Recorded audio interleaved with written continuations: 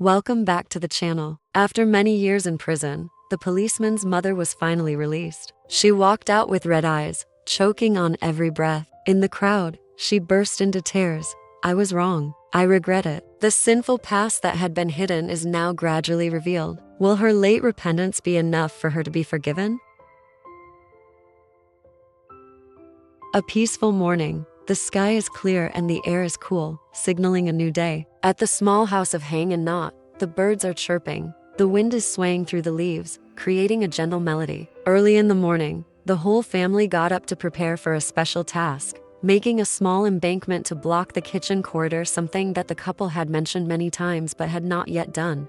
Hang, the quiet but resourceful husband, brought out the pre-cut bamboo strips, neatly arranged in a corner of the yard. Nhat, his wife, tied her hair neatly and carried each bamboo stick for her husband. Their 5-year-old son ran around, holding a plastic hammer as if he were also an important part of the construction team. Hang's mother-in-law, with her gentle eyes, also helped her children with all her might.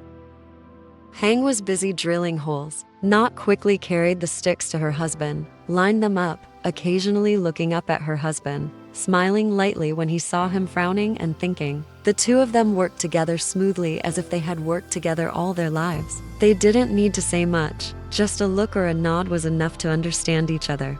The sound of nails hammering echoed in the quiet yard. The little boy was delighted to see his parents working, running back and forth, getting rope, giving hammers. Everyone burst into laughter. The laughter echoed in the peaceful atmosphere, connecting generations in the small family. By noon, the embankment was taking shape, simple but sturdy and solid. The bamboo poles were carefully selected, straight, and secured by Hang and Nhat with wire and tightly tied knots. Each bamboo pole, each rope was the work of 3 people in the family, from Hang's skillful hands, Nhat's agility, to the excited presence of the little boy with a plastic hammer in his hand.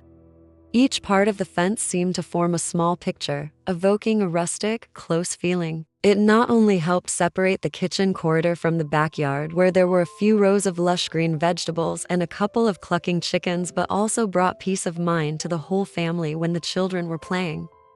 The midday sunlight shone through the gaps in the bamboo, casting long shadows on the red brick floor. A small project, but filled with love and solidarity. And when everything was almost finished, everyone felt a warm feeling in their hearts, as if they had overcome something meaningful together.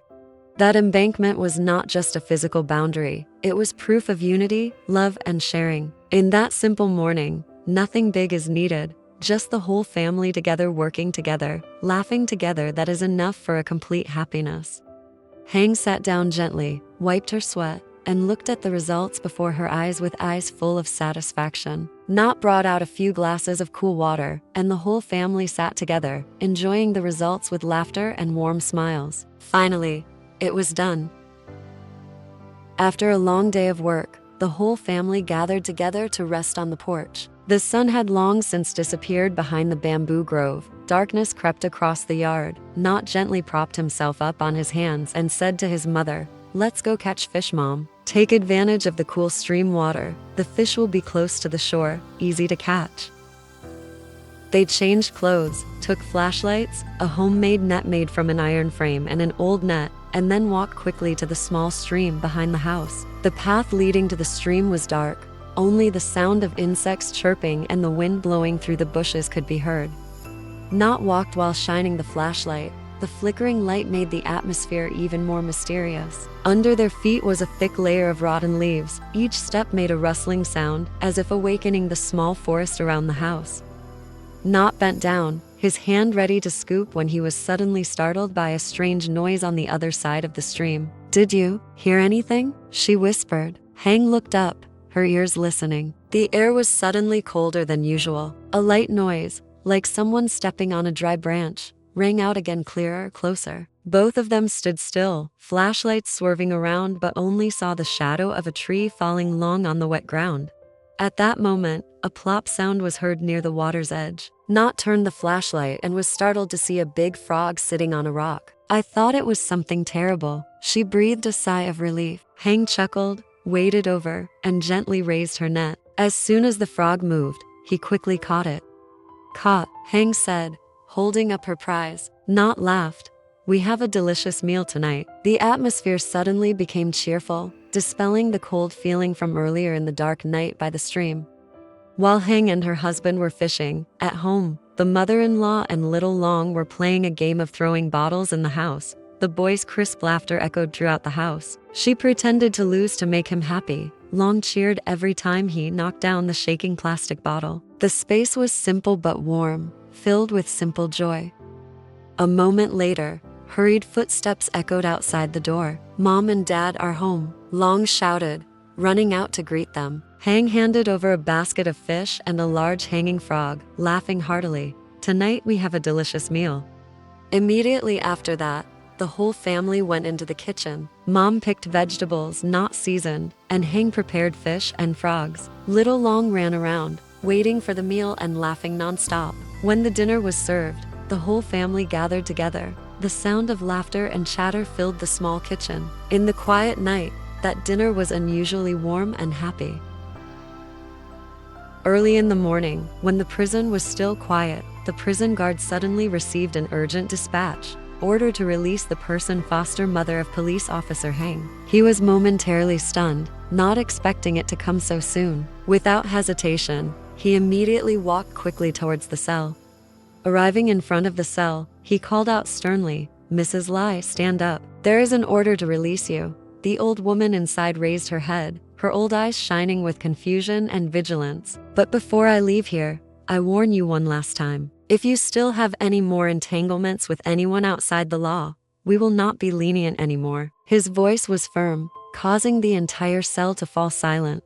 Mrs. Ly nodded slightly, her lips tightly pressed together. In the empty hallway, the sound of the prison guard's shoes echoed, signaling that someone was about to leave the darkness, to return to the light or another storm. No one knew yet. The policeman looked at her coldly. Without saying much, he threw her the clean clothes he had prepared, his voice resolute. "Go change." She slowly stood up, her hands trembling as she took the clothes, without saying a word.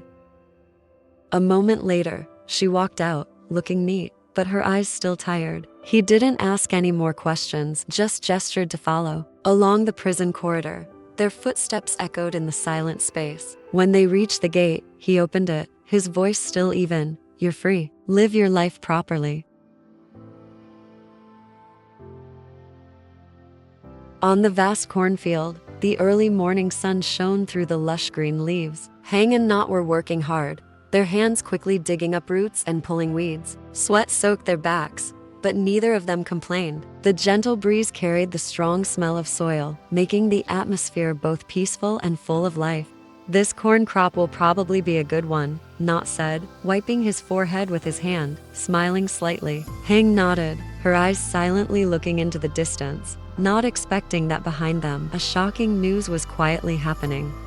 In the prison camp a few kilometers away, Heng's adoptive mother had been officially released. No one reported the news. No one knew. On the field, Heng was still absorbed in her work, not expecting that a shadow of the past was about to return, bringing with it many torments and dangers that he had not foreseen. At home, Long did not sit still. He was diligently washing the dishes, his hands small, but his actions as serious as an adult. Water splashed everywhere, a few dishes rattled, but Long did not care. He just wanted to help his parents. No one knew that while everyone was busy working, an undercurrent was quietly coming. After a while of diligently washing the dishes and cleaning, Long breathed a sigh of relief and sat down on a chair to rest. His face was wet, but his eyes were full of pride. At that moment, the sound of a motorbike echoed from outside the yard. "Mom and Dad are home," Long shouted loudly. Just sitting down on the porch, having time to drink a sip of water, Heng and Nhat were suddenly startled when they saw a figure looming outside the gate. Under the sunlight, the figure became clearer and clearer, walking slowly, faded shirt, low-tied hair. Nat's voice trembled. "Heng, look."